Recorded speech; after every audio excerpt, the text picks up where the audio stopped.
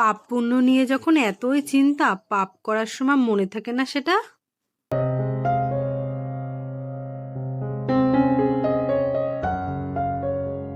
Hello friends, আশা করি সবাই ভালো আছো।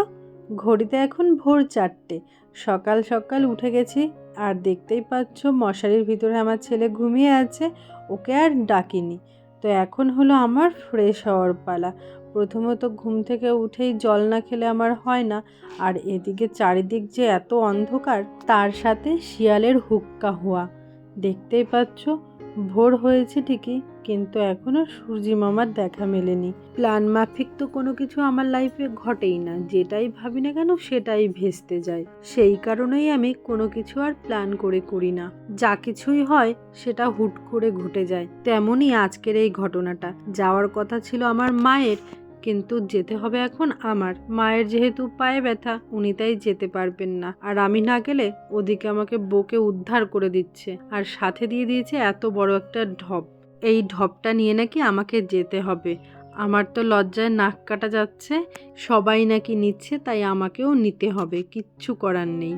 ওদিকে ছেলে ঘুমাচ্ছে, ওকে আর ডাকিনি। যদি উঠে দেখে আমি এই যে যাচ্ছি ওকে রেখে, তাহলে আমার যাওয়াটাই ক্যান্সেল করতে হবে। আর যদি না যাই, ওদিকে আমার মা রাগ হবে। রাস্তাতে গাড়ি চলে এসেছে, আর আমরাও চলে এসেছি গাড়িতে ওঠার জন্য। তো এই যে আমাদের যানবাহন দেখতেই পারছো, এক এক করে আমরা সবাই গাড়িতে উঠে পড়ছি। আরও লোক যাবে, তো গাড়িতে ধরবে কিনা সেটাই হচ্ছে সন্দেহ। এই প্রথম বাড়ির সবাইকে ছেড়ে, এমনকি আমার ছেলেকে প্রথমবার ছেড়ে আমি একা কোথাও যাচ্ছি, তাও আবার এইভাবে। বেরোনোর কথা ছিল ভোর 5টার সময়, বেরোতে বেরোতে 6:30 বেজে গেছে। কারোর টাইমেরই ঠিক নেই। ফালতু ফালতু আমি 4টের সময় উঠে বসে আছি। গাড়ি ছাড়তে না ছাড়তে হাওয়ার চোটে সবাই ঠান্ডার কাঁপুনি উঠে গেছে। একদিকে গাড়ির ঝাঁকুনি, অন্যদিকে ঠেলাঠেলি। খেতে খেতে সোজা চলে এসেছি আমরা এই গঙ্গার ঘাটে। আর এই যে হলো ভিউটা, দেখো কত অপরূপ লাগছে সকালবেলা। তোমরা কে কে চেনো এই ঘাটটা, অবশ্যই কমেন্ট করে জানিও। ও দাঁড়াও দাঁড়াও, কোথায় এসেছি সেটা তো তোমাদের বলা হয়নি। 2 দিন পর আমাদের গ্রামের নামযজ্ঞ অনুষ্ঠান, তাই মা গঙ্গাকে বরণ ও তার সাথে সাথে ওনার আশীর্বাদ ও ওনার জল নিয়ে যাওয়ার জন্য আমরা এসেছি। আর সাথে সাথে আমাদের সবার গঙ্গা স্নানটাও হয়ে যাবে। আর এদিকে যে যেমন পেরেছে বাড়ি থেকে জলের খালি বোতল, খালি ঢপ, কিছু না কিছু নিয়ে এসেছে এই গঙ্গা জল নেওয়ার জন্য। কারণ আমরা হিন্দু, গঙ্গা জল ছাড়া আমাদের কোনো পুজোই সম্পন্ন হয় না। আমাদের বাড়ি থেকে গঙ্গা নদীর দূরত্ব সত্যি অনেকটাই দূরে।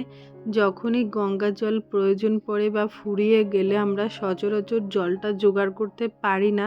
সেই কারণেই বাড়ির কেউ যদি গঙ্গা নদীর আশেপাশে বা গঙ্গার ঘাটে যায়, আসার পথে গঙ্গার জল সংগ্রহ করে বাড়িতে নিয়ে আসে। কথায় আছে সবাই নাকি পাপ ধুতে আসে গঙ্গা নদীর জলে। গঙ্গা নদীতে ডুব দিলে নাকি পাপ ক্ষয় হয়। পাপ পুণ্য কি তা আমি বুঝি না। জীবনে কি ঠিক করেছি বা কি ভুল করেছি তা বিচার করার দায়িত্ব স্বয়ং ভগবানের। সেখানে আমার আর কোনো হাত নেই। গঙ্গায় এসেছি, মন শান্তি করে এসে ডুব দিয়েছি। তাতে পাপ ক্ষয় হবে না পুণ্যি হবে তা আমি বলতে পারবো না। শুধু মায়ের কাছে এটুকুই প্রার্থনা, মা তুমি সবাইকে ভালো রেখো। জীবনে যত বড়ই বিপদ আসুক না কেন, সবটাই যেন কাটিয়ে উঠতে পারি আমি। গ্রামের সব গুরুজনরা মাকে বরণ করে নিচ্ছে, তারপরে আর কি কলসিতে জল ভরবে, সেটা নিয়ে আমরা বাড়িতে ফিরবো। আর আমি এই ফাঁকে চেঞ্জ করে চলে এসেছি। এখানে বাথরুম আছে, সবাই আর কি চেঞ্জ করে নিচ্ছে। ভিজে জামা কাপড়ে তো আর 2 ঘন্টা জার্নি করে বাড়ি ফেরা যায় না, তাই না? আমিও ভাবলাম এই ফাঁকে জায়গাটা একটু ঘুরে নিই, মন্দিরটা দর্শন করে নিই, আর তোমাদেরও দেখিয়ে দিই এখানে কি আছে না আছে। এখানে মন্দির কিন্তু একটাই। মন্দিরের এক পাশে হচ্ছে মহাদেবের মূর্তি, আর অন্য পাশে হচ্ছে মা কালীর মূর্তি। একসাথে দুজনের দর্শন করা সত্যি সত্যি ভাগ্যের ব্যাপার। দুজনের আশীর্বাদ নেওয়া হয়ে গেছে, এবার চলো বাদবাকি জায়গাটুকু তোমাদেরকে ঘুরে দেখাই। মন্দিরের গ্রাউন্ডটা ছোট পার্কের মতো সাজানো আছে। এখানে সিংহ, হরিণ, ডাইনোসরসের স্ট্যাচু দিয়ে আর কি সাজানো রয়েছে, আর সাথে বিভিন্ন ফুলের গাছগাছালি তো আছেই। আর পাশে একটা মন্দির আছে, তো ওটা বন্ধ ছিল, ওটা কিসের মন্দির তা আমরা জানি না। অন্যদিকে আছে গণপতি বাপ্পার মূর্তি, আর তার পাশেই রয়েছে মহাদেবের মূর্তি, মাথায় আছে ঝর্ণা সেট করা।